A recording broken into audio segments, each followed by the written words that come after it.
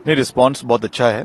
Congress party ने चारों लोकसभा सीटों में बहुत दमदार और मजबूत प्रत्याशियों को उतारा है। खास करके कांगड़ा से तो जो हमारे केंद्रीय में पूर्व मंत्री रहे हैं आदरणीय श्री आनंद शर्मा जी, उनको उतारा है और मुझे विश्वास है कि वो पूरे मजबूती से वहां चुनाव लड़ेंगे। और मैंने भी अपनी चुनावी कमान को संभाल लिया है। पिछले 5-6 दिन का हमारा एक अच्छा दौरा मंडी जिला का रहा है। आज शिमला में मैं अपने, क्योंकि मेरा निर्वाचन क्षेत्र भी है शिमला ग्रामीण, और वहां की भी हमने रूपरेखा बनानी थी, क्योंकि वहां से शिमला संसदीय क्षेत्र से हमारे आदरणीय सुल्तानपुरी जी चुनाव लड़ रहे हैं।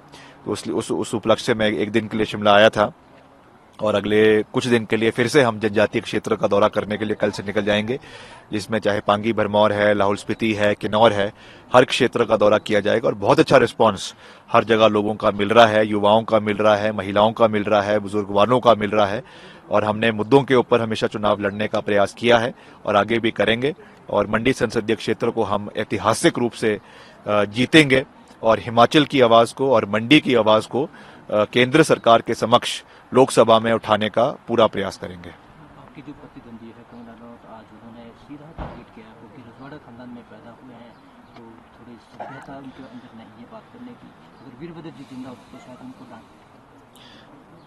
देखिए, रजवाड़ा की जो वो बात कर रही हैं, उनको ये जानकारी नहीं है, क्योंकि उनको हिस्ट्री के बारे में तो वैसे ही इतिहास के बारे में कोई ज्ञान है नहीं। कभी कहती हैं देश 2014 में आज़ाद हुआ, कभी कहती हैं देश के पहले प्रधानमंत्री सुभाष चंद्र बोस थे। तो उनको इतिहास के बारे में, देश की और प्रदेश की तो दूर की बात है, अपनी पार्टी का इतिहास उनको मालूम नहीं है। उनको ये नहीं पता कि भारतीय जनता पार्टी को जो बनाया गया, जो उसकी फाउंडिंग मेंबर थी, वो ग्वालियर स्टेट की राजमाता थी, जो एक राजशाही परिवार से आती थी। उनको ये नहीं पता कि आज के दिन में चाहे वो सिंधिया खानदान है, चाहे वो जयपुर है, चाहे वो उदयपुर है, चाहे वो मैसूर है, चाहे वो पटियाला है, चाहे वो कुल्लू है, चाहे वो ढोलपुर है, चाहे वो तेरी गढ़वाल है, चाहे वो त्रिपुरा है, ऐसे अनेकों जो है पूर्व में रहे राजघराने हैं, जिनके सदस्य आज भारतीय जनता पार्टी के नेता है।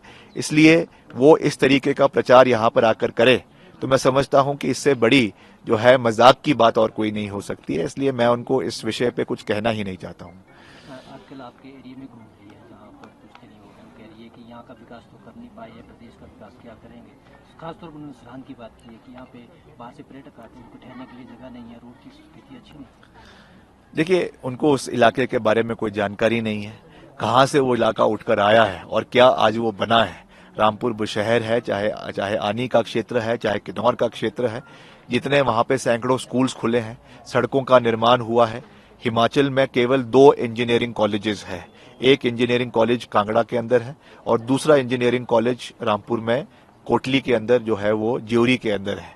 हिमाचल वहां पे डिग्री कॉलेजेस है, ITI 3 ITIs है, सड़कों का निर्माण वहां पर हुआ है। तो किस विकास की वो बात कर रही हैं? केवल लोगों को जाकर झूठे चीजें कहना, क्योंकि उनको खुद इसके बारे में कोई जानकारी है नहीं, इसलिए इस तरीके की भ्रांतियां फैलाने की कोशिश कर रही है।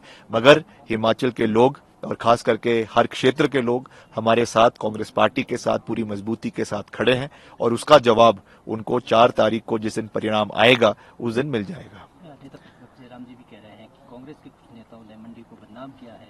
अब उन्होंने लोगों से अपील की कि अब मंडी के स्वभाव की ये दिखाई। देखिए, जयराम जी जो है वो अभी भी ये सोचते हैं कि मैं केवल मंडी का नेता हूं। वो भूल गए हैं कि वो पूर्व में प्रदेश के मुख्यमंत्री रहे हैं, पूरे प्रांत के, पूरे राज्य के मुख्यमंत्री रहे हैं।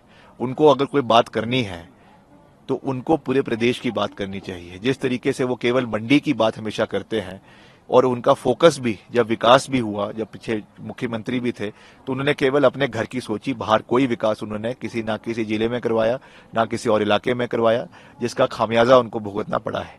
इसलिए मेरा उनसे विनम्रता से ये निवेदन रहेगा कि इस क्षेत्रवाद की मानसिकता से उठें। आप प्रदेश के नेता हैं, आप प्रदेश के पूर्व मुख्यमंत्री हैं और वर्तमान में भी आप नेता प्रतिपक्ष है। इसलिए बात करनी है तो पूरे प्रदेश के करिए, केवल किसी क्षेत्र के साथ इस तरीके का क्षेत्रवाद फैलाने की कोशिश ना करें। लास्ट सवाल, आपका आगामी प्रोग्राम क्या है, नॉमिनेशन कब फाइल? आगामी हम अगले 2 दिन का हमारा जनजातीय क्षेत्र भरमौर पांगी का और साथ ही हमारा करसोग का और बंजार का दौरा है, जिसमें हमारे प्रदेश के माननीय मुख्यमंत्री आदरणीय ठाकुर सुखविंदर सिंह सुक्खू जी के साथ हम इस क्षेत्र का दौरा करेंगे।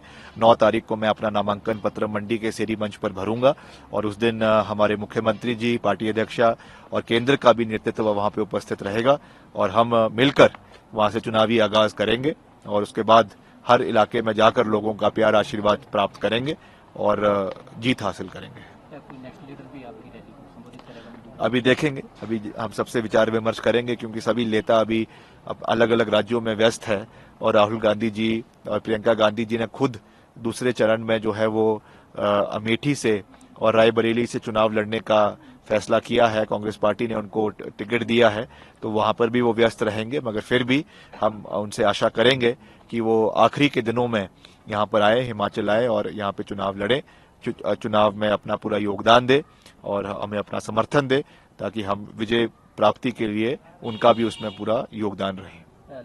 कंगना कितनी बड़ी चुनौती मानते हैं?